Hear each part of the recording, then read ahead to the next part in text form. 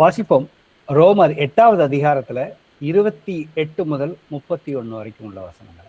அன்றியும் அவருடைய தீர்மானத்தின்படி அழைக்கப்பட்டவர்களாய் தேவனிடத்தில் அன்பு கூறுகிறவர்களுக்கு சகலமும் நன்மைக்கு ஏதுவாக நடக்கிறதென்று அறிந்திருக்கிறோம்.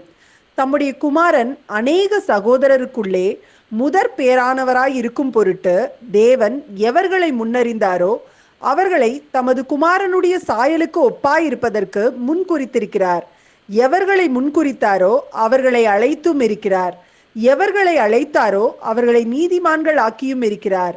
எவர்களை நீதிமான்கள் ஆக்கினாரோ அவர்களை மகிமைப்படுத்தியும் இருக்கிறார். இவைகளை குறித்து நாம் என்ன சொல்லுவோம்? தேவன் நம்முடைய பட்சத்தில் இருந்தால் நமக்கு விரோதமாய் இருப்பவன் யார்? தேவன் நம்முடைய பட்சத்தில் இருந்தால் நமக்கு விரோதமாய் இருப்பவன் யார்? ஸோ இது கர்த்தர் நம்ம எல்லோருக்குமே அவர் கொடுத்த ஒரு பெரிய வாக்கு தத்தம். அவருடைய ஜீவனை பெற்றுக்கொண்டவர்கள் நம்ம எல்லோருக்குமே இந்த உலகத்துல உபத்திரவம் இருக்கிறது, பல சோதனைகள் நமக்கு இருக்கிறது. இருந்த போதிலும் இந்த வார்த்தை மிகப்பெரிய ஒரு ஆறுதலான வார்த்தை. தேவன் என் பட்சத்தில் இருந்தால் நமக்கு விரோதமாக இருப்பவன் யார்? ஸோ இன்னைக்கான பைபிள் ஸ்டடிக்கு இந்த 4 வசனங்களை நாம ஆராய்ந்து பார்ப்போம். அந்த வசனங்கள் என்னுடைய வாழ்க்கையில என்ன மாதிரியான மாற்றத்தை கொண்டு வந்திருக்கு, இன்னும் மாற்றத்தை கொண்டு வரலையா அப்படிங்கிறதை நாம் நிதானித்து பார்ப்போம். ஸோ முதல் வசனமாக, அன்றியும் அவருடைய தீர்மானத்தின்படி அழைக்கப்பட்டவர்களாய் தேவனிடத்தில் அன்பு கூறுகிறவர்களுக்கு சகலமும் நன்மைக்கு ஏதுவாக நடந்திருக்கிறது என்று அறிந்திருக்கிறோம். இது ஒரு எல்லா கிறிஸ்தவர்களுக்கும், இயேசு கிறிஸ்துவை சொந்த இரட்சகராக ஏற்றுக்கொண்ட அத்தனை பேர்த்துக்குமே அவருடைய வார்த்தையின்படி நடக்கிறவர்களுக்கு கர்த்தர் கொடுத்த வாக்கு தத்தம். அப்ப இந்த இடத்துல 3 வார்த்தைகளை நாம நிதானித்து பார்ப்போம். அவர் இந்த வாக்கு தத்தத்தை யாருக்கு கொடுக்கிறாரு? தேவனிடத்தில் அன்பு கூறுகிறவர்களுக்கு மாத்திரமே. இது எல்லா மனிதர்களுக்கும் பொதுவாக கொடுக்கப்பட்ட வாக்கு தத்தம் இது கிடையாது. வாசிப்போமே, யோவான் 14:15. நீங்கள் என்னிடத்தில் அன்பாய் இருந்தால் என் கற்பனைகளை கை கொள்ளுங்கள். ஆமென். ஆமென். அப்ப இந்த வாக்குத்தத்தமானது யாருக்கு? தேவனிடத்தில் அன்பாக இருக்கிறவர்களுக்குன்னு சொல்லி இருக்கிறப்ப, அப்ப யார் தேவன் மேல, நான் தேவன் என் பிதாவாகி இயேசு கிறிஸ்துவின் மேல நான் எப்பொழுதுமே அன்பாக இருக்கிறேன்னு சொல்லி வார்த்தையினாலேயே அவருடைய வார்த்தையை படித்துட்டு அதை கை கொள்ளாமல் செயல்கள்ல கிரிகைகள்ல வெளிப்படுத்தாம இருந்தாக்கா அவர்கள் உண்மையிலே தேவனை நேசிக்கிறவர்கள் கிடையாது. என் கற்பனை கை கொள்ளுவர்கள் தான் என்னுடைய பிள்ளையாகவே எப்பொழுதுமே நடக்க முடியுங்கிறது சொல்லியிருக்கிறாரு. அப்ப 2வது அதே வசனத்துல பார்த்தோம்னாக்க, அவருடைய தீர்மானத்தின்படி அழைக்கப்பட்டவர்களாய் அப்படிங்கிற அந்த வார்த்தையை நம்ம பார்க்கிறோம். ஸோ இங்க அழைப்பு என்பது பார்த்தீங்கன்னா எல்லாருக்குமே, இந்த உலகத்துல உள்ள அத்தனை மனித குலத்திற்கும் ஒரே அழைப்பு தான். பாவத்திலிருந்து மனிதர்கள் எல்லோருமே பாவம் செய்து தேவனுடைய மகிமையை இழந்துட்டாங்க. அவர்களை அந்த இழந்த மகிமையை மறுபடியும் கர்த்தர் மீட்டு கொடுத்திருக்கிறார். அப்ப அவருடைய அழைப்பு நம்ம பழைய ஏற்பாட்டுல இருந்து இன்னைக்கு வரைக்கும் பார்த்தோம்னாக்கா, ஆபிரகாமை எப்படி அழைத்தார், மோசேயை அழைத்திருக்கிறார். அவருடைய தீர்க்க தரிசிகளை அழைத்து அவருடைய மக்களை, இஸ்ரவேல் ஜனங்களை வழி நடத்துவதற்கு அவர் அழைத்திருக்கிறார். அதற்கப்புறம் இயேசு கிறிஸ்து வந்ததுக்கு அப்புறம் அப்போஸ்தலர்களாக இருப்பதற்காக சீஷர்களை முதல்ல அழைத்தாரு. இன்னைக்கு நாம எல்லோருமே இன்றைக்கு கூடுகையில கலந்துருக்கவங்க, நம்ம வீட்டு சபையில இருக்கிறவங்க, இன்னும் இந்த உலகத்துல கர்த்தராகி இயேசு கிறிஸ்துவின் வழியில் நடக்கிற அத்தனை மக்களையுமே கர்த்தர் சுவிசேஷத்தின் மூலியமாக எல்லோரையுமே அழைத்திருக்கிறார். அந்த சுவிசேஷம் என்னது?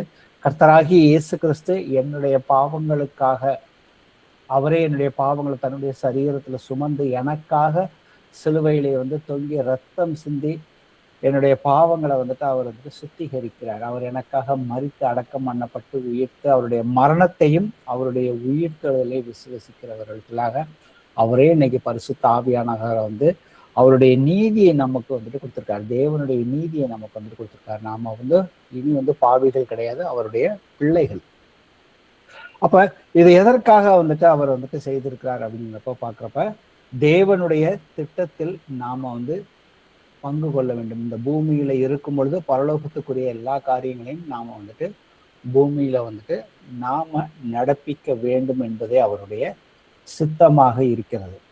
அப்ப அவருடைய தீர்மானத்தின்படி அழைக்கப்பட்டவர்களாய் தேவனிடத்தில் அன்பு கூறுகிறவர்களுக்கு சகலமும் நன்மைக்கு ஏதுவாக நடந்திருக்கிறது என்று அறிந்திருக்கிறோம்.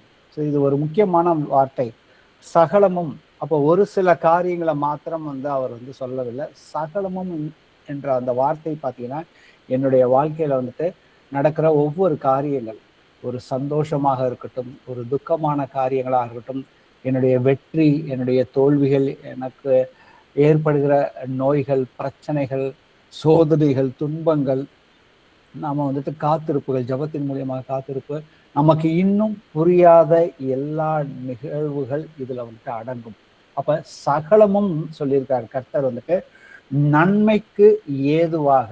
அப்ப நன்மைங்கிறப்ப இன்னைக்கு அநேகர் கர்த்தராக இயேசு கிறிஸ்துவ சொந்த இரட்சகராக அவர்களுக்கு ஏற்றுக்கொள்வது பார்த்தீங்கன்னா, அவர் தன்னுடைய பிரச்சனைகள் தீரணும், தன்னுடைய வறுமையிலிருந்து எனக்கு விடுதலை வேணும், என்னை பெரிய வசதி உள்ளவராக மாற்றணும், எனக்கு இந்த காரியங்கள்ல என்னுடைய சரீரத்துல உடனடியாக சுகம் வேண்டும், எல்லாம் நான் எப்படி விருப்பப்படுறேனோ அதன்படி நடக்கணும்னு நினைச்சுக்கிட்டு நாம சில பேர் வசனங்களை தவறாக புரிந்து கொள்கிறோம். ஆனா தேவனுடைய கர்த்தருடைய நோக்கம் அதுவல்ல.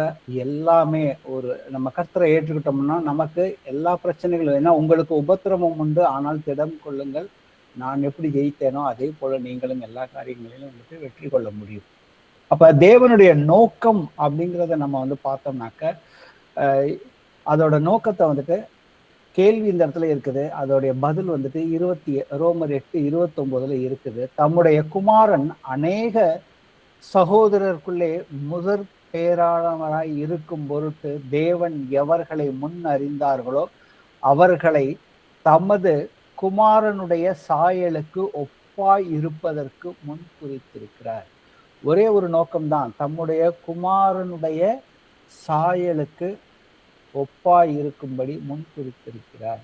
அப்ப இந்த இடத்துல பாத்தீங்கன்னா கர்த்தர் நம்மளை முன் குறித்தது எதற்காகனாக்க, நான் பரிசுத்தர், நீங்களும் உங்கள் நடக்கைகள் எல்லாவற்றிலுமே பரிசுத்தராக இருங்கள். அப்ப இந்த வசனத்தோட அர்த்தம், அதோட கேள்வியும் அதோட பதிலும் பாத்தீங்கன்னாக்க, நாம எந்த அளவுக்கு கர்த்தரோட நாம ஐக்கியப்படணும் அப்படின்னாக்க ஆவிக்குரிய வளர்ச்சி வேணும். ஆவிக்குரிய வளர்ச்சி இருந்தாதான் நாம பரிசுத்தமாக இருக்க முடியும். அப்ப பரிசுத்தமாக இருக்கும் பொழுதுதான் நாம கிறிஸ்துவை போல அவருடைய சாயல்ல நாம எப்பொழுதுமே இருக்க முடியும். 1 யோவான்ல 2:6 இருக்குது, அவருக்குள் நிலைத்திருக்கிறேன் என்று சொல்லுகிறவன் அவர் நடந்தபடியே தானும் நடக்க வேண்டும். அப்ப கர்த்தர் அழைத்திருக்கிறார். பழைய ஏற்பாட்டுல இருந்து ஒரே ஒரு உதாரணம், யோசேப்பு எடுத்துக்கிட்டோம்னாக்க, யோசேப்பில் ஆதி ஆகமத்துல 37வது அதிகாரத்துல இருந்து 50வது அதிகாரம் வரைக்கும் நீங்க படிச்சு பார்த்தீங்கன்னாக்க, யோசேப்புடைய அழைப்பு எப்படி இருந்துச்சு, அவர் எப்படியெல்லாம் துன்பப்பட்டார், இறுதியான முடிவு எப்படி, அவர் மூலியமாக அநேகர் காக்கப்பட்டார்கள். இதை நம்ம இப்ப படிச்ச அந்த 4 வசனத்தோட நம்ம தொடர்பு படுத்தி பார்க்கலாம். ஒவ்வொரு ஸ்டேஜ்லயுமே வாசிப்போமே. ஆதியாகமும் 50வது அதிகாரத்துல 20வது வசனம். நீங்கள் எனக்கு தீமை செய்ய நினைத்தீர்கள், தேவனோ இப்பொழுது நடந்து வருகிறபடியே வெகு ஜனங்களை உயிரோடே காக்கும்படிக்கு அதை நன்மையாக முடிய பண்ணினார். ஆமென். ஆமென். அப்ப அவருடைய சகோதரர்கள் அவர் மேல பொறாமைப்பட்டு அவனை முதல்ல கொலை செய்வதற்கு திட்டம் தீட்டினார்கள். அதற்கப்புறம் அவனை எகிப்து தேசத்துல அரேபியர்கிட்ட அடிமையாக விற்றார்கள். அதற்கப்புறம் பார்த்தீங்கன்னா எகிப்து தேசத்துல போய் கர்த்தர் அவர் கூடவே இருந்து அவரை படிப்படியாக ஒவ்வொரு காரியங்களாக கற்றுக் கொடுத்து அவரை ஒரு பெரிய உயர்ந்த ராஜாவுக்கு அடுத்த ஒரு உயர்ந்த ஒரு நிலைக்கு கொண்டு வந்தாரு. கொண்டு அதற்கப்புறம் பார்த்தீங்கன்னா அந்த யூத ஜனங்களை மொத்தம் ஒரு 70-75 பேர் தான் இருந்தாங்க. அவர்கள் எல்லோரையுமே அந்த பஞ்ச காலத்துல காப்பாற்றி அந்த ஜனங்கள் 400 வருஷத்துக்கு அப்புறம் பார்த்தீங்கன்னா 10 லட்சத்துக்கு மேல இருந்த மக்கள் இருந்தாங்க. அப்ப கர்த்தருடைய திட்டத்தை எடுத்தோடனே பார்த்தீங்கன்னாக்க கர்த்தர் வெளிப்படுத்தினார் யோசேப்புக்கு ஒரு கனவு மூலியமாக. அந்த கனவுல தன்னுடைய சகோதரர்கள் தன்னை தன்னுடைய சகோதரரும் தன்னுடைய தகப்பனும் தன்னை தாழ பணிந்து கொள்வார்கள், தன்னை பணிந்து கொள்வார்கள் மாதிரி சொன்னப்ப அவங்களுடைய அப்பாவே கோவப்பட்டாரு. ஆனா அதற்கப்புறம் ஆனா அந்த திட்டம் என்ன அப்படிங்கிறது யோசேப்புக்கு முழுமையாக தெரியவில்லை. அது கர்த்தர் வந்துட்டு படிப்படியாக அவர் கூட இருந்து ஆனா அந்த திட்டத்தை வந்துட்டு அவர் கூட இருந்தார். அப்ப தேவன் என் பட்சத்தில் இருந்தாருங்கிறப்ப அவர் தேவனுக்கு பிரியமான கிரிகைகளை வந்துட்டு அவர் வந்துட்டு வெளிப்படுத்தினார். அவருக்கு சோதனை வந்த போதும் சரி, அவர் சிறைச்சாலையில இருந்த பொழுதும் வந்துட்டு எந்த நேரத்திலும் வந்து அவர் வந்து தேவனுக்கு எதிராக பாவம் செய்யாம சகல காரியங்களின் நடக்கைகளிலும் வந்து அவர் வந்து பரிசுத்தத்தை முதன்மையாக வைத்து நடக்கும் பொழுது தேவன் அவர் கூட இருந்து எல்லாவற்றையுமே நன்மையாக மாற்றினார் அப்படிங்கிறத நம்மளால வந்துட்டு பார்க்க முடியும். அப்ப 2வது உதாரணம் வந்து வாசிப்போமே, யோபுல 42வது அதிகாரத்துல 5வது வசனம். என் காதினால் உம்மை குறித்து கேள்விப்பட்டேன், இப்பொழுதோ என் கண் உம்மை காண்கிறது. ஆமென். அப்ப யோபு கர்த்தருக்கு ஒரு பிரியமான ஒரு பிள்ளையாக வந்துட்டு அவன் இருந்தான். ஆனா சாத்தான் வந்து கர்த்தர்கிட்டே போய் சோதிப்பதற்காக, நீங்க வந்துட்டு அவனுக்கு எல்லா செல்வத்தையும் கொடுத்துருக்கீங்க, அவங்க பிள்ளைகள் இருக்கு, அவனுக்கு உடல் நலம் நல்லா இருக்குது, அவனுக்கு வீடு இருக்கு, அது இருக்குன்னு சொல்லி, அப்போ வந்துட்டு சரி ஓகே யோபுவை வந்துட்டு நீ வந்துட்டு எல்லாமே உன் கையில தானே இருக்கான், அவன் பூமியில தானே இருக்கான் அப்படின்னு சொல்றாரு. அவன் ஒரே நாள்ல வந்துட்டு தன்னுடைய செல்வத்தை இழந்து போகிறான் யோபு. தன்னுடைய பிள்ளைகளை வந்துட்டு அவன் வந்து இழந்து போகிறான். அதுக்கப்புறம் அதற்கப்புறம் திருப்பி 2வது முறையும் போய் பிசாசானவன் கர்த்தர்கிட்ட பேசும் பொழுது, அவனுடைய உடம்புல நீங்க கைய வச்சு பாருங்க, அவன் வந்துட்டு உங்களை வந்துட்டு மறுதளிப்பான், தூஷிப்பான்னு வந்துட்டு சொல்றப்ப வந்துட்டு அந்த இடத்துல வந்து கர்த்தர் வந்துட்டு ஒரு எல்லையை வைக்கிறார். அவனுடைய அவன் உயிரை மட்டும் அவனுக்கு வந்து அவன் உயிருக்கு வந்துட்டு எந்த ஒரு பிரச்சனையும் வரக்கூடாதுன்னு சொல்லி அவனை வந்துட்டு அங்க ஒரு தடுப்பை வைக்கிறாரு. அதற்கப்புறம் நீ வந்து அவன் உடல்ல என்ன வேணா பண்ணிக்கிறோன்னே அன்னைக்கே அவனுடைய சரீரத்துல வந்துட்டு நோய்கள் வந்துட்டு வருது, கொப்பளங்கள் வருது. அவனுடைய மனைவியே அவனை அருவருக்கிறாள். நீ வந்துட்டு தேவனை தூஷித்து நீ வந்துட்டு உன்னுடைய ஜீவனை விழுன்னு சொல்ற அளவுக்கு வந்துட்டு யோபு வந்து போகிறார். அதுக்கப்புறம் இறுதியில வந்து அவருடைய நண்பர்களும் வந்துட்டு அவருக்கு வந்துட்டு விரோதமாக வந்துட்டு பேச ஆரம்பிக்கிறப்ப அவர் ஒரு கட்டத்துல வந்து நான் வந்துட்டு என்னுடைய தரப்பு வாதத்தை நான் வந்து கர்த்தரை தேடுறாரு, நான் போய் அவர்கிட்ட போய் எல்லாத்தையும் சொல்லணும், என்கிட்ட பிரச்சனை இருக்கு அப்படிங்கிற மாதிரி நிறைய வந்துட்டு அவருடைய வார்த்தைகள் வரும். ஆனா இறுதியில கர்த்தர் வந்து சுழல் காற்றுல வந்து தன்னை வந்துட்டு வெளிப்படுத்துறாரு. அப்பதான் யோபு சொல்றாரு, என் காதுகளினால் உண்மை குறித்து கேள்விப்பட்டேன், இப்பொழுதோ என் கண்கள் உண்மை காண்கிறது அப்படின்னு பார்க்கிறோம். அப்ப நமக்கு நடக்கிற காரியங்கள், பிரச்சனைகள் உடனடியாக நமக்கு வந்து ஒரு பதில் மேபி கிடைக்காம கூட இருக்கிற சூழல்கள் வந்து ஏற்படலாம். ஆனா கர்த்தர் எனக்குள்ள இருக்கிறார், உலகத்தில் இருக்கிறவனும் எனக்குள் இருக்கிறவர் பெரியவராக இருக்கிறார். அப்புறம் 3வது ஒரு உதாரணம் வந்து இயேசு கிறிஸ்துவை சிலுவையில் அடித்து அவர் வந்துட்டு பாவமே செய்யாத ஒரு பரிசுத்தவான், நீதிமான். அவர் சாகும் வரைக்கும் பாத்தீங்கன்னாக்கா அவர் நீதிமான்னு சொல்லி ராஜா சொல்றாரு. அவருடைய மனைவி பிளாத்துவின் மனைவி வந்துட்டு கனவுல எச்சரிக்கப்பட்டு அந்த நீதிமானை வந்துட்டு ஒன்றும் செய்யாதீங்கன்னு சொல்ற அளவுக்கு வந்துட்டு அங்க வந்துட்டு சாட்சியை வந்துட்டு தேவன் இங்க வைத்திருக்கிறார். அப்ப மனித வரலாற்றுல மிகப்பெரிய தீமை வந்து பாத்தீங்கன்னாக்க குற்றமற்ற இயேசு கிறிஸ்துவை சிலுவையில அறைந்தது. ஆனால் தேவன் வந்துட்டு அதை வந்துட்டு நன்மைக்காக, நாம எல்லோருமே ரட்சிக்கப்படுவதற்காக வந்துட்டு அதை வந்துட்டு நாம எல்லோருமே ரட்சிக்கப்படுவதற்காக வந்துட்டு கர்த்தரை வந்துட்டு அவர் வந்து மீண்டும் அவர் மரணத்திலிருந்து வந்துட்டு உயிர்ப்பித்தார். இதை வந்து நமக்கு வந்துட்டு மிகப்பெரிய நாமளும் என்றென்றைக்கும் கர்த்தரை போல நித்தியமாக அவரோட வாழ்வதற்கு அவர் நன்மையாக வந்துட்டு மாற்றினாருங்கிறத நம்ம வந்துட்டு புரிந்து கொள்ள வேண்டும். இந்த வசனங்களை நாம வந்துட்டு சரியான விதத்துல ஆவிக்குரிய ரீதியில வந்துட்டு புரிந்து கொள்ள வேண்டும். வாசிப்போமே 1 யோவான் 2:15-16. உலகத்தில் உள்ளவைகளிலும் அன்பு கூறாதிருங்கள். ஒருவன் உலகத்தில் அன்பு கூர்ந்தால் அவனிடத்தில் பிதாவின் அன்பில்லை. ஏனெனில் மாம்சத்தின் இச்சையும் கண்களின் இச்சையும் ஜீவனத்தின் பெருமையுமாகிய உலகத்தில் உள்ளவைகள் எல்லாம் பிதாவினால் உண்டானவைகள் அல்ல, அவைகள் உலகத்தில் உண்டானவைகள். ஆமென். ஆமென். அப்ப முதல் வசனமா நாம தேவனிடத்தில் அன்பு கூறுகிறவர்கள் சகலமும் நன்மைக்கு ஏதுவாக நடக்கிறது என்று அறிந்திருக்கிறோம். ஆனா இந்த வசனம் சொல்லுகிறது, அப்ப இன்னைக்கு வந்து இந்த வசனத்தின்படி வந்து எல்லாமே எனக்கு நல்லதுதான், எல்லாமே நல்லதுதான், நடக்கிற காரியங்கள் எல்லாம் வந்துட்டு நன்மையாக தான் வந்துட்டு நடக்கணும். எல்லா சம்பவங்களுமே வந்துட்டு தேவனால உண்டாக்கப்பட்டது என்று நாம வந்துட்டு முடிவு பண்ணக்கூடாது. ஏன்னா அந்த இடத்துல இந்த வசனம் தெளிவாக சொல்லுகிறது, மாமிசத்தின் நிச்சயம், கண்களின் நிச்சயம், ஜீவனத்தின் பெருமையும் ஆகிய உலகத்தில் உள்ளவைகள் எல்லாம் பிதாவினால் உண்டானவைகள் அல்லன்னு வந்து போட்டிருக்கு. அவைகள் எல்லாம் வந்துட்டு உலகத்தில் உண்டானவைகள். அப்ப நமக்கு வந்து எங்கேயுமே வந்துட்டு இயேசு கிறிஸ்துவை ஏற்றுக்கொண்டவர்களுக்கு ஒரு பிரச்சனையுமே வராத, அவங்க வந்துட்டு ரொம்ப சௌரியமாக தான் இருப்பாங்க அப்படின்னு சொல்லி எந்த இடத்துலையுமே வந்துட்டு சொல்லவே இல்லை. கர்த்தர் சொல்லியிருக்காரு, நீதிமான்களுக்கு அநேக பிரச்சனைகள் வரும், அவன் அநேக தரம் விழுந்தாலும் அவன் வந்து மறுபடியும் வந்துட்டு எழுந்திருப்பான். ஏன்னா அவன் வந்து அந்த கர்த்தர் மேல அவன் வந்துட்டு வாஞ்சியாக இருக்கிறான், விசுவாசமாக இருக்கிறான்.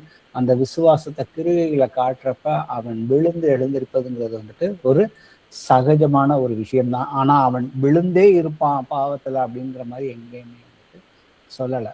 அப்ப எந்த சம்பவமே வந்துட்டு பாத்தீங்கன்னாக்க நம்மளை சுற்றி ஒரு ஒரு ஒரு அன்கம்ஃபர்டபுளான ஒரு பிரச்சனை நம்ம வந்து சூழ்ந்து இருக்குது அப்படின்னு பார்க்குறப்ப வந்துட்டு மேபி நமக்கு உடனே வந்து அந்த பிரச்சனைகளுக்கு தீர்வு கிடைக்காம கூட இருக்கலாம். ஆனா எந்த சம்பவமே வந்து தேவனுடைய கைகளுக்கு வெளியே வந்துட்டு கிடையாது. தேவன் வந்துட்டு அதுக்கு எல்லாவற்றுக்கும் மேலாக அவர் தான் வந்துட்டு முழுமையான அதிகாரம் அவர்கிட்ட தான் இருக்குது. அவரை மீறி வந்துட்டு தேவனுடைய பிள்ளைகளுக்கு வந்துட்டு எதுவுமே வந்துட்டு நடக்கவே நடக்காது. தேவன் வந்துட்டு தீமையை கூட, நமக்கு ஒரு காரியம் தீமையாக நாம நோக்கலாம், மனிதனுடைய பார்வையில நம்மளுடைய ஐம்புலன் மூலியமாக அது நமக்கு ஒரு பதற்றமான ஒரு சூழலை வந்து ஏற்படுத்தலாம். ஆனா தேவன் தீமையை கூட தனது நோக்கத்திற்காக வந்துட்டு அவரால் வந்துட்டு மாற்ற முடியும், பயன்படுத்த முடியும், அவருடைய சித்தத்தை நிறைவேற்றுவதற்காக. அப்ப கர்த்தர் வந்துட்டு கடைசியா முடிவு என்னமோ வந்து பாத்தீங்கன்னாக்க இறுதியில் தேவனுடைய பிள்ளைகளின் வாழ்க்கையில் வந்துட்டு அவர் நன்மையான முடிவை தான் வந்துட்டு உண்டாக்குவார்னு வந்துட்டு கர்த்தர் வாக்குத்தத்தம் பண்ணி கொடுத்திருக்கிறார். அடுத்த வசனமாக, தம்முடைய குமாரன் அநேக சகோதரருக்குள்ளே முதற் பெயரானவனாய் இருக்கும் பொருட்டு தேவன் எவர்களை முன்னறிந்தாரோ அவர்களை தமது குமாரனுடைய சாயலுக்கு ஒப்பாய் இருப்பதற்கு முன் குறித்திருக்கிறார். அப்ப இந்த வசனம் 29 வந்து பாத்தீங்கன்னா வசனம் 28ஓட ஒரு தொடர்ச்சி. அந்த கேள்விக்குரிய பதில் வந்து இந்த வசனத்துலதான் வந்து இருக்கிறது. அப்ப தேவன் எவர்களை முன் அறிந்தாரோ, அப்ப முன் அறிந்தார் அப்படிங்கிறது இன்னைக்கு நிறைய இடத்துல வந்துட்டு தவறாக புரிந்து கொள்ளுதல் வந்துட்டு இருக்குது. அந்த முன்னறிதல், அந்த வார்த்தைக்குரிய கிரேக்க பதத்தை நாம எடுத்துட்டு போய் பார்க்கணும். அப்போ முன் அறிந்தார், ஃபோர் நாலேஜ் என்பது வெறும் எதிர்காலத்தில் என்ன நடக்கும் என்று கர்த்தர் வந்துட்டு எல்லாவற்றையுமே அவர் அறிந்திருக்கிறவர் தான். ஆனா அதை காட்டிலும் இன்னும் வந்துட்டு அந்த கிரேக்க மொழியில இருக்கிற அந்த வார்த்தையோடு நாம வந்துட்டு அதற்குரிய அர்த்தங்களை ஒப்பிட்டு பார்த்தோம்னாக்க இன்னும் ஆழமான அர்த்தத்தை நாம் வந்துட்டு புரிந்து கொள்ள முடியும். அப்ப வேதாகமத்தின்படி பார்த்தீங்கன்னாக்க கிரேக்க பதத்துல ப்ரோனோஸ்கோ அப்படிங்கிறது தான் வந்துட்டு கிரேக்க வார்த்தை இது. அப்ப ப்ரோ இதை வந்து அந்த வார்த்தையை ரெண்டா நம்ம வந்து பிரிச்சு பார்த்தோம்னா ப்ரோ கெனஸ்கோ, ப்ரோ முன், கெனஸ்கோ அப்படிங்கிறது வந்து அறிதல் என்ற இரு வார்த்தையின் இணைப்பாக இருக்கிறது. அப்ப அறிதல் என்கிற அந்த வார்த்தையை நாம வந்துட்டு எபிரேய பாஷையிலேயே நம்ம போய் பார்த்தோம்னாக்க எடா, கிரேக்க வார்த்தையில வந்து கெனஸ்கோ. அறிதல் என்பது வெறும் மூளை சார்ந்த தகவல் அறிவை குறித்து, இன்டலெக்சுவல் நாலேஜை குறித்து இங்க வந்துட்டு எதையுமே வந்துட்டு சொல்லலை. இந்த அறிதல் என்பது வந்து மிகவும் நெருக்கமான அன்பின் அடிப்படையிலான உறவை வந்துட்டு குறிக்கிறது. அது வந்துட்டு ஒரு இன்டிமேட் அல்லது ரிலேஷனல் நாலேஜ். கர்த்தரை அறிகிற அறிவே நமக்கு வந்துட்டு, அவரை இயேசு கிறிஸ்துவை அறிகிற அறிவே நமக்கு வந்துட்டு சமாதானத்தையும் கிருபையும் அனுதினமும் நமக்கு வந்துட்டு பெருகுகிறதுங்கிறது பேதுரு வந்துட்டு சொல்லியிருப்பாரு. அப்ப இதற்கு ஒரு உதாரணமாக பழைய ஏற்பாட்டுல பார்த்தோம்னாக்கா ஆதாம் தன் மனைவியை ஏவாளை அறிந்தான் என்று சொல்லப்படுகிற வார்த்தை வந்துட்டு அது அவர்களின் நெருக்கமான ஐக்கியத்தை குறிக்கிறது. அதே போலதான் வந்துட்டு கர்த்தர் நீதிமான்களின் வழியை அறிந்திருக்கிறார். சங்கீதம் 1:6 வந்துட்டு இருக்குது என்பது தேவன் அவர்கள் மீது வைத்திருக்கும் அன்பின் ஆழத்தையும் அதனுடைய அக்கறையுமே வந்து காட்டுகிறது. அப்ப தேவன் ஒருவரை முன் அறிந்தார் என்று பவுல் வந்து இந்த இடத்துல வந்துட்டு சொல்றாரு. ஆக்சுவலா ரோமர்ல பாத்தீங்கன்னாக்க இப்ப மனிதர்கள் எதிர்காலத்தில் என்ன செய்வார்கள் என்பதை தேவன் முன்கூட்டியே பார்த்தார் என்பதை விட அவர் உலக தோற்றத்திற்கு முன்னே தேவன் தம் மக்களை முன்கூட்டியே அவர் வந்துட்டு நேசித்தார் மற்றும் தமக்கென்று விசேஷமாக அவர் வந்து தெரிந்து கொண்டாருங்கிறத தான் வந்து பார்ப்போம். வாசிப்போமே, ஆமோஸ்ல 3வது அதிகாரம் 2வது வசனம். பூமியின் எல்லா வம்சங்களுக்குள்ளும் உங்களை மாத்திரம் அறிந்து கொண்டேன், ஆகையால் உங்களுடைய எல்லா அக்கிரமங்களின் நிமித்தமும் உங்களை தண்டிப்பேன். ஆமென். ஆமென்.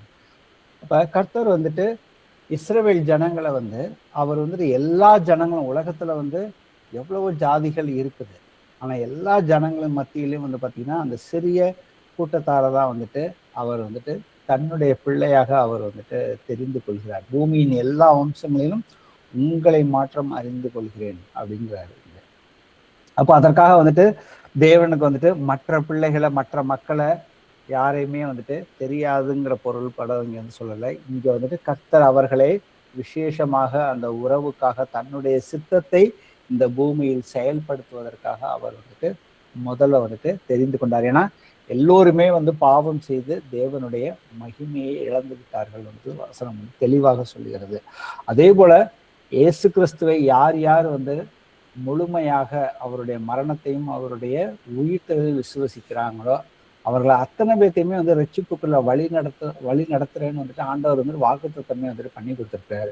இவர்களை தான் வந்துட்டு நான் வந்துட்டு தெரிந்து கொள்வேன்னு வந்துட்டு எந்த இடத்துலையுமே அவர் சொல்லவே இல்லை. அப்போ 1 தீமோத்தி 2:4 தெளிவாக சொல்லுகிறது, எல்லா மனுஷரும் ரட்சிக்கப்படவும் சத்தியத்தை அறிகிற அறிவை அடையவும் அவர் சித்தமுள்ளவராக இருக்கிறார். அப்ப இன்னைக்கு சுவிசேஷம் வந்துட்டு உலகமெங்கும் எல்லாருக்குமே வந்துட்டு சொல்லப்படுகிறது. ஏன்னா சில சபைகள்ல வந்து உங்களுக்கு வந்துட்டு ஏற்கனவே நீங்க வந்து ஒரு ஸ்பெஷலான அரிதான உங்களுக்கு வந்து கர்த்தர் வந்துட்டு உங்களை வந்துட்டு தெரிந்து கொண்டார், அவர் உங்களுக்காக சில காரியங்களை வச்சிருக்கிறார், இது எல்லாருக்குமே கிடையாது அப்படின்னு சொல்லிட்டு நம்ம போய் சுவிசேஷம் சொல்ல போற கிறிஸ்தவர்கள் மத்தியிலே வந்துட்டு வெவ்வேறு டினாமினேஷன்ல இருக்கிறவங்க வந்துட்டு நாம சத்தியத்தின்படி சொல்லும் பொழுது அவர்கள் சொல்லுகிற வார்த்தை இது மாதிரி ஏற்கனவே உங்களை வந்துட்டு முன்குறித்திருக்கிறாரு, அதனாலதான் நீங்க இதெல்லாம் வந்துட்டு பண்றீங்க அப்படிங்கிற மாதிரி வந்துட்டு, ஏன்னா அவங்களுக்கு இந்த விஷயங்கள் புதுசாக இருக்குது, இது அவங்களுக்கு எப்படி செய்யறதுன்னு தெரியல, எப்படி சுவிசேஷத்தினுடைய சத்தியத்தை வந்துட்டு ஏற்றுக்கொண்டு அதன்படி எப்படி நடக்குதுன்னு தெரியல. ஆனா அவர்கள் உள்ளம் குத்தப்பட்டு அவங்க அந்த நேரத்துல இருந்து நம்ம கிட்ட வந்துட்டு ஒரு வாக்குவாதம் செஞ்சு அவர்கள் அங்கிருந்து விலகி செல்வதற்கு அவர்களும் இந்த வசனத்தை காட்டி கர்த்தர் வந்துட்டு இவங்க ஸ்பெஷலா வந்துட்டு ஃபிக்ஸ் பண்ணியிருக்கிறாரு அப்படிங்கிற மாதிரி அவங்க வந்துட்டு பேசுவாங்க. ஆனா அந்த வசனம் சொல்லுகிறது, எல்லா மனுஷருமே ரட்சிக்கப்படவும் சத்தியத்தை அறிகிற அறிவை அடையவும் அவர் சித்தம் உள்ளவராக இருக்கிறாருங்கிறது ரொம்ப வந்துட்டு தெளிவாக இருக்கிறது.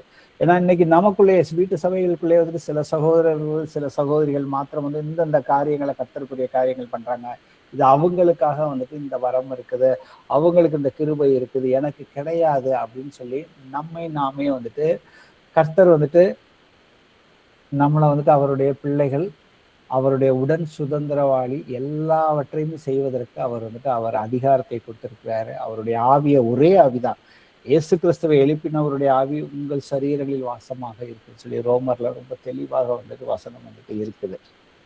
அப்ப அந்த வசனத்தின்படி ஆனா வரங்கள் வந்து வித்தியாசப்படும். கர்த்தர் வந்துட்டு அவர்களுக்குரிய வரங்கள் என்ன அப்படிங்கிறது வந்துட்டு நாம வந்துட்டு கர்த்தரோட எந்த அளவுக்கு அவரோட ஐக்கியப்பட்டு நாம வந்துட்டு அவரை சார்ந்து இருக்கிறோமோ அந்த அளவுக்கு எல்லா வரங்களுமே எல்லாருக்குமே வந்துட்டு வேலை செய்யும். இதுல வந்துட்டு கர்த்தர் வந்துட்டு பாகுபாடு பார்க்கறது இல்லை. அப்ப அடுத்தது இந்த வசனத்துல பார்த்தோம்னா தம்முடைய குமாரனுடைய சாயலுக்கு ஒப்பாய் இருப்பதற்காக தான் அவர் வந்துட்டு முன் குறித்திருக்கிறாருங்கிறதே நம்ம வந்துட்டு வசனத்துல வந்துட்டு பார்க்கிறோம். அப்ப அவருடைய சாயல் என்பது பரிசுத்தம், கீழ்ப்படிதல், அவருடைய அன்பு, அவருடைய இரக்கம், நீதியான ஒரு வாழ்க்கை, பிதாவின் சித்தப்படி அவர் எதை செய்கிறாரோ அவர் எதை பேசுகிறாரோ அதையே நான் செய்கிறேன். அப்பா அவர் செய்யாததை சொல்லாததை எதையுமே நான் வந்து செய்கிறது இல்லை. ஏசப்பா பூமியில இருக்கும் பொழுது வந்துட்டு பேசின வார்த்தைகள் அதன்படி தான் அவர் வந்துட்டு நடந்தாரு. அதே அர்ப்பணிப்பு நம்மகிட்டையும் வந்துட்டு கர்த்தர் அதே ஆவியை கொடுத்திருக்கிறாரு. நாமளும் கர்த்தரை போல இந்த பூமியில வந்துட்டு வாழ வேண்டும், அவருடைய சித்தத்தை வந்துட்டு முழுமையாக வந்து நிறைவேற்ற வேண்டும். ஆதியாகமம் 1 அதிகாரம் 27 வசனங்களை வாசிப்போம். தேவன் தம்முடைய சாயலாக மனுஷனை சிருஷ்டித்தார், அவனை தேவ சாயலாகவே சிருஷ்டித்தார், ஆணும் பெண்ணுமாக அவர்களை சிருஷ்டித்தார். ஆதாம் முதல் ஆணும் பெண்ணும் வந்துட்டு தன்னுடைய சாயலாக தான் வந்துட்டு கர்த்தர் வந்துட்டு சிருஷ்டித்தாருங்கிறது இந்த இடத்துல வந்துட்டு வசனம் வந்துட்டு இருக்குது. அப்ப தேவனுடைய சாயல் என்றால் என்ன அப்படிங்கிறப்ப எபேசியர் 4:24 வாசிப்போம். மெய்யான நீதியிலும் பரிசுத்தத்திலும் தேவனுடைய சாயலாக சிருஷ்டிக்கப்பட்ட புதிய மனுஷனை தரித்து கொள்ளுங்கள். ஆமென். அப்ப இந்த சாயலை தான் வந்துட்டு ஆதாமும் ஏவாளும் பாவம் செய்து வந்து அதை வந்து இழந்தார்கள். அந்த பாவ சாயல் வந்துட்டு எல்லா அந்த சுபாவம் வந்து எல்லா உலகத்தில் உள்ள மனிதர்கள் அத்தனை பேருக்குள்ளாகவும் வந்துட்டு வந்தது. அவர்கள் பாவ சுபாவத்திலே வந்துட்டு வழிநடத்தப்பட்டார்கள். ஆனா பாவத்தின் சம்பளம் மரணம். அப்ப அந்த மரணம்ங்கிறது வந்துட்டு ஆதாம் வந்து பாவம் செஞ்சப்ப அவனுக்கு வந்து உடனடியாக சரீர பிரகாரமான மரணம் வந்து ஏற்படவில்லை. ஏன்னா கர்த்தர் மனிதர்களை அவனை வந்து ஒரு சரீரத்துல அவனுக்கு தன்னுடைய சாயல்ங்கிறது ஆவி, ஆத்துமா, சரீரம் இவை அனைத்தும் இயேசு கிறிஸ்து வரும் பொழுது பரிசுத்தமாக குற்றமற்றதாக காக்கப்படுவதுன்னு சொல்லி 1 தெசலோனியர் 5:23 இருக்கிறது. அப்ப தேவன் ஆவியாக இருக்கிறார். அவரை தொழுது கொள்ளுகிறவர்கள் உண்மையோடும் ஆவியோடும் தொழுது கொள்ள வேண்டும். அப்ப என்னுடைய ஆவிதான் வந்துட்டு தேவனுடைய ஆவியோட வந்துட்டு ஐக்கியப்படணும். அப்ப பாவத்தின் மூலியமாக தேவனுடைய ஆவி வந்து அவனுக்குள்ளாக இருந்து செயல்படல, அவனை விட்டு பிரிந்தது. ஏன்னா கர்த்தரோட இசைந்து இருக்கிறவன் அவருடனே கூட ஒரே ஆவியாக இருந்தான். அப்ப இந்த இடத்துல பாத்தீங்கன்னா ஆதாம் வந்து இழந்த சாயலை கர்த்தராகிய இயேசு கிறிஸ்துவின் அந்த உயிர்த்தெழுதல் மூலியமாக நாம பரிசுத்த ஆவியை பெற்று நம்முடைய ஆவி தேவனுடைய ஆவியோட ஒரே ஆவியாக இன்னைக்கு நாம எல்லோருமே வந்துட்டு ரட்சிப்புக்குள்ள வழிநடத்தப்படுகிறோம்.